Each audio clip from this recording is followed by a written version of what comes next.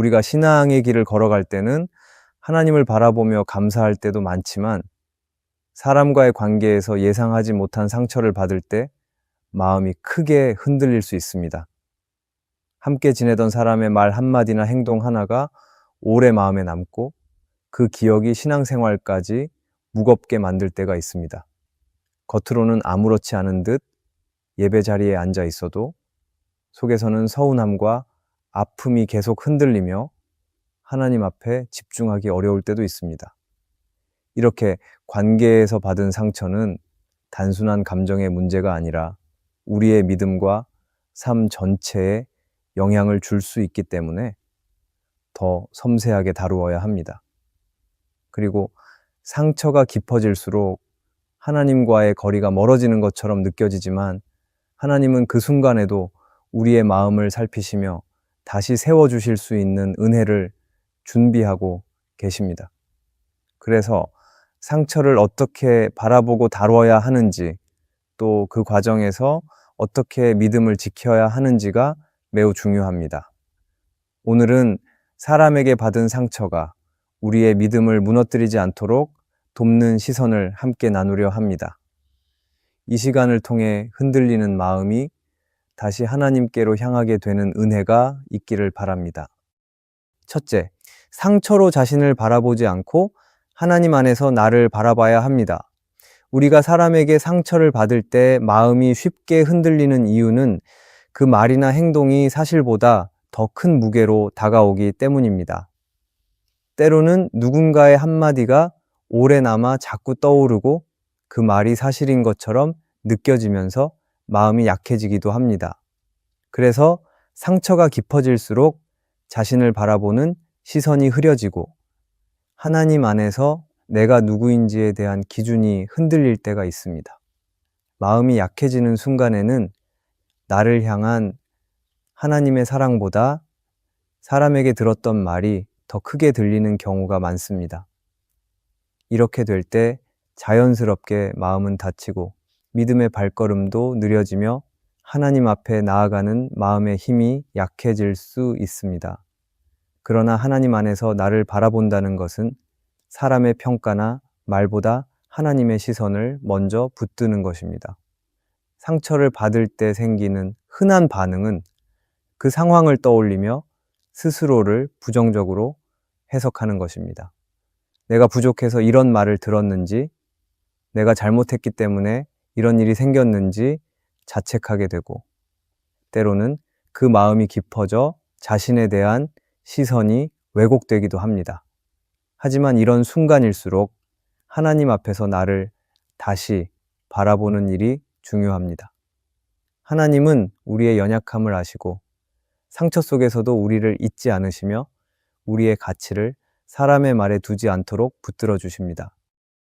그래서 상처를 받았을 때 가장 먼저 해야 할 일은 감정을 억누르거나 숨기려 하기보다 그 마음을 하나님께 솔직하게 올려드리는 것입니다. 마음에 쌓인 감정이 하나님 앞에서 드러나면 그 감정이 나를 지배하는 힘은 약해지고 하나님 안에서 다시 나를 바라볼 수 있는 여유가 생깁니다. 상처를 솔직하게 인정하는 것은 부정적인 감정에 휘둘리는 것이 아니라 오히려 하나님께 마음을 내어드리는 순간이 됩니다. 하나님은 우리의 마음을 아시고 우리가 흔들리는 자리에서 다시 세워주실 수 있는 분이십니다. 그리고 상처를 통해 자신을 바라보려 할 때 흔히 나타나는 또 하나의 모습은 상처를 준 사람의 말이나 행동으로 자신의 가치를 판단하는 것입니다. 하지만 사람의 시선은 불완전하고 감정적이며 때로는 나와 상관없는 이유로 상처를 주게 되기도 합니다. 그래서 사람의 말이 절대적인 기준이 될 수 없습니다. 하나님 안에서 나를 바라본다는 것은 나의 가치가 사람에게서 오는 것이 아니라 하나님께로부터 온다는 사실을 다시 붙드는 것입니다. 하나님은 우리가 부족해서가 아니라 사랑하시기 때문에 붙드시는 분이고 이 사랑은 상황이나 사람의 말 때문에 변하지 않습니다. 이 진리를 붙들 때 상처로 인해 흔들리던 마음이 조금씩 회복되고 다시 안정된 시선을 갖게 됩니다. 또한 하나님 안에서 나를 바라보게 되면 상처 속에서도 내가 어떤 마음을 지켜야 하는지가 분명해집니다. 마음이 약해질 때는 작은 말에도 더 민감해지고 스스로를 과하게 비난하기 쉬워집니다. 그러나 하나님 안에서 나를 바라보면 감정이 아니라 진리 위에서 자신을 해석하게 되고 상처 속에서도 분명한 기준을 잃지 않게 됩니다. 하나님이 나를 귀하게 보시는 시선은 상처보다 깊고 그 사랑은 사람의 말보다 넓습니다. 이 사랑 속에서 자신을 바라볼 때 마음이 다시 안정되고 상처의 흔들림이 줄어들며 하나님 앞에서의 자리가 더 분명해집니다. 상처가 깊을수록 사람을 바라보는 시간이 많아지고 자신을 향한 부정적 해석이 늘어날 수 있습니다. 그렇기 때문에 하나님 안에서 나를 바라보는 시간은 더욱 필요합니다. 하나님이 주시는 시선은 우리를 정죄하지 않고 넘어지더라도 다시 일어설 수 있도록 힘을 주며 상처 속에서도 흔들리지 않도록 마음의 중심을 세워줍니다. 우리는 사람의 말 때문에 흔들릴 수 있지만 하나님은 변함없이 우리를 붙들고 계십니다. 이 사실을 마음에 깊이 새길 때 상처에 눌리기보다 그 안에서 하나님을 바라보게 되고 흔들리는 마음이 다시 하나님께 향하게 될 것입니다. 이 과정 속에서 하나님은 우리를 더 깊이 세우시고 상처가 믿음을 무너뜨리는 것이 아니라 오히려 믿음을 단단하게 만드는 순간이 되도록 도우실 것입니다. 둘째, 상처 속에서 통제 가능한 것과 불가능한 것을 분별해야 합니다. 사람에게 상처를 받으면 마음속에서는 여러 감정이 한꺼번에 올라오고 그 감정들이 복잡하게 얽히면서 상황을 더 무겁게 바라보게 될 때가 있습니다. 상처가 깊어질수록 상황 전체를 내가 책임져야 할 것처럼 느낄 수도 있고 해결되지 않는 감정이 마음에 남아 계속 흔들림을 만들기도 합니다. 그런데 이런 순간일수록 중요한 것은 무엇을 내가 바꿀 수 있고 무엇을 바꿀 수 없는지를 분별하는 일입니다. 상처는 이미 지나간 상황에서 시작되고 그 말과 행동은 되돌릴 수 없는 과거의 사건으로 남지만 그 상황을 어떻게 해석하고 받아들일지는 지금 내가 선택할 수 있는 부분입니다.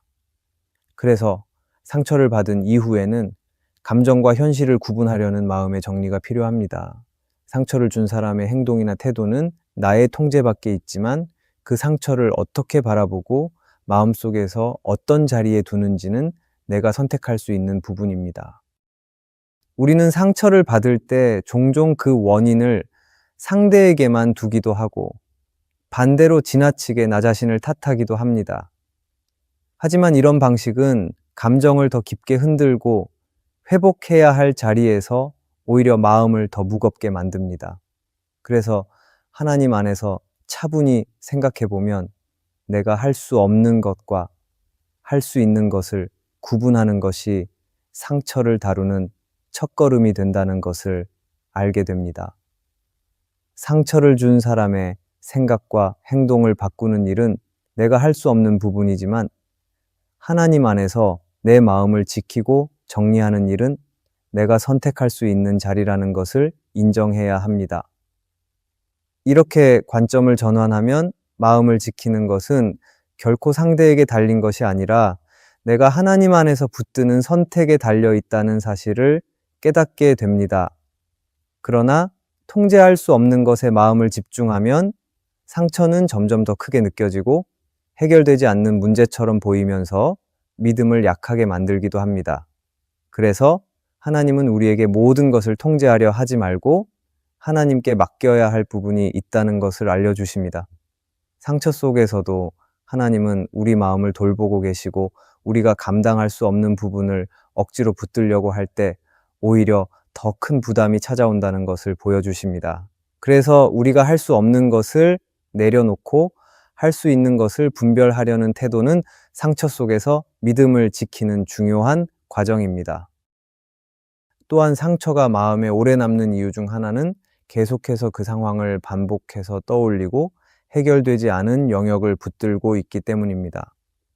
이럴 때 하나님 앞에서 통제할 수 없는 부분을 내려놓는 연습이 필요합니다. 상처를 준 사람의 마음을 내가 바꾸려 할 때에는 오히려 마음이 더 지치지만 하나님께 맡기고 내가 해야 할 마음의 자리를 정리하면 상처에 휘둘리는 시간이 줄어듭니다. 상처는 분명 아프지만 그 상처에 지배당하지 않기 위해서는 무엇에 마음을 둘 것인지 분별해야 합니다. 하나님은 우리가 감정 때문에 지치지 않도록 도우시고 감정이 아닌 진리를 붙잡도록 인도하십니다. 이렇게 상처 속에서 통제할 수 있는 것과 없는 것을 분별하게 되면 이전보다 훨씬 더 건강한 마음으로 상처를 바라보게 되고 내 마음을 지키는 선택이 얼마나 중요한지 깨닫게 됩니다. 하나님은 우리가 상처에 머무르지 않도록 붙들어 주시고 혼란스러운 감정 속에서도 하나님께서 주시는 평안으로 마음을 다시 세우도록 인도하실 것입니다. 상처가 찾아올 때마다 이 분별을 붙들면 믿음이 흔들리는 시간을 줄일 수 있고 하나님을 향한 시선도 더 선명하게 지켜낼 수 있을 것입니다. 셋째, 상처를 준 사람을 바라보기보다 내 마음을 먼저 지켜야 합니다. 사람에게 받은 상처가 깊어질수록 시선은 자연스럽게 그 사람에게 머물게 되고 왜 그런 말을 했는지, 왜 그런 행동을 했는지 반복해서 떠올리게 됩니다. 그러다 보면 마음이 점점 더 무거워지고 감정이 복잡하게 얽히면서 상처의 영향력이 더 커질 수 있습니다. 그래서 상처가 생겼을 때 가장 중요한 일은 그 사람을 바라보는 시선을 잠시 내려놓고 내 마음을 먼저 지키려는 자세를 갖는 것입니다. 하나님은 우리의 마음을 귀하게 여기시고 흔들림 속에서도 지켜야 할 중심이 있다는 것을 알려주십니다. 상처를 준 사람에게 시선을 고정하면 그 사람의 말과 행동이 마음을 계속 흔들어 놓지만 하나님께 마음을 지키려는 자리로 돌아오면 상처의 흔들림은 조금씩 줄어들게 됩니다. 사람을 바라보면 상처의 기억은 강해지고 감정은 쌓이게 되기 때문에 마음의 공간이 점점 좁아질 수 있습니다. 그러나 하나님 앞에서 내 마음을 먼저 들여다보면 그 안에서 감정과 진리가 구분되고 무엇이 정말 붙들어야 할 것인지가 분명해집니다. 마음이 지쳐 있을 때는 자연스럽게 상처를 준 사람을 탓하거나 반대로 지나치게 스스로에게 책임을 돌리려 할 수 있지만 하나님은 내 마음을 먼저 살피도록 차분히 인도하시며 상처에 흔들리지 않도록 붙들어 주십니다. 그래서 상처가 생길 때 가장 먼저 해야 할 일은 내 마음의 상태를 하나님 앞에서 바로 세우는 일입니다. 감정이 정리되지 않은 상태에서는 어떤 선택을 하더라도 마음이 더 무거워질 수 있고 상처를 키우는 방향으로 흘러갈 가능성도 많기 때문입니다. 내 마음을 지킨다는 것은 상처를 외면하거나 잊으려는 것이 아니라 그 감정을 하나님 앞에서 해석하고 정리하는 과정을 의미합니다. 마음속에 쌓인 감정이 그대로 남아있으면 작은 말에도 예민해지고 상황을 더 부정적으로 바라보게 되지만 하나님 앞에서 그 감정을 솔직하게 내어놓으면 마음의 여유가 생기고 상처와 나를 분리해서 바라볼 수 있게 됩니다. 감정이 정리되기 시작하면 상처의 크기가 조금씩 줄어들고 그 상황을 객관적으로 바라볼 수 있는 힘이 생기게 됩니다. 하나님은 우리가 혼자서 상처를 감당하길 원하시지 않고 마음을 지키는 과정 속에서 함께 하시며 평안을 주실 수 있습니다. 또한 상처를 준 사람에게 계속 시선을 향하면 그의 반응이나 태도에 마음이 좌우되고 회복의 속도도 강하게 영향을 받습니다. 그런데 하나님은 우리의 마음이 사람의 반응에 따라 흔들리는 것이 아니라 하나님께서 주시는 평안 안에서 안정되기를 원하십니다. 상처 속에서도 하나님께서 주시는 평안을 지키려면 사람의 태도보다는 내 마음이 어디에 머물러 있는지, 어떤 상태로 하나님 앞에 서 있는지를 살펴야 합니다. 하나님은 우리의 마음을 아시고 상처의 순간에도 우리를 버리지 않으시며 흔들리는 마음을 다시 세우시기 위해 은혜를 준비하고 계십니다. 마음을 지킨다는 것은 상처가 사라진다는 의미는 아니지만 상처가 나를 지배하지 못하게 하는 중요한 과정입니다. 상처를 준 사람의 행동이 여전히 해결되지 않았더라도 하나님 앞에서 마음을 지키면 그 사람보다 하나님이 더 크게 보이고 상처보다 하나님의 은혜가 더 깊게 느껴지기 시작합니다. 하나님이 내 마음을 붙들고 계신다는 사실을 마음에 새기면 상처가 흔들림의 이유가 되지 않고 믿음을 더 단단하게 세우는 순간이 될 수 있습니다. 결국 마음을 지키는 일은 하나님을 바라보는 시선을 지키는 일과 연결되어 있고 그 시선 안에서 상처는 더 이상 믿음을 흔드는 장애물이 되지 못하게 됩니다. 그래서 상처가 찾아올 때마다 내 마음을 먼저 지키려는 이 선택은 믿음을 잃지 않고 하나님께로 계속 걸어갈 수 있도록 도와주는 중요한 걸음이 될 것입니다. 넷째, 상처를 통해 믿음이 더 성숙해질 것을 바라봐야 합니다. 우리가 상처를 경험할 때 가장 어려운 부분은 그 순간이 왜 필요한지 이해되지 않는다는 점입니다. 마음이 아프고 상황이 억울하게 느껴질 때에는 상처의 의미를 생각하기보다 감정에 눌리기 쉽고 그 자리에서 벗어나고 싶은 마음만 커질 수 있습니다. 그러나 하나님 안에서 상처를 바라보면 그 아픔이 우리의 믿음을 더 깊게 만들 수 있는 자리라는 것을 천천히 깨닫게 됩니다. 하나님은 상처 자체를 기뻐하지 않으시지만 그 상처 속에서 우리가 더 단단해지도록 역사하실 수 있고 그 과정을 통해 우리의 믿음이 이전보다 한 단계 더 성숙해질 수 있습니다. 그래서 상처의 순간에 필요한 것은 모든 것을 이해하려는 시도보다 그 안에 담긴 하나님의 인도하심을 믿고 마음을 열어가는 태도입니다. 상처를 겪는 동안에는 감정이 계속 요동치고 상황을 냉정하게 바라보기가 어려울 때가 많습니다. 그러나 시간이 흘러 뒤돌아보면 그 순간을 통해 내가 무엇을 배웠는지 또 어떤 자리가 바뀌었는지 보이기 시작합니다.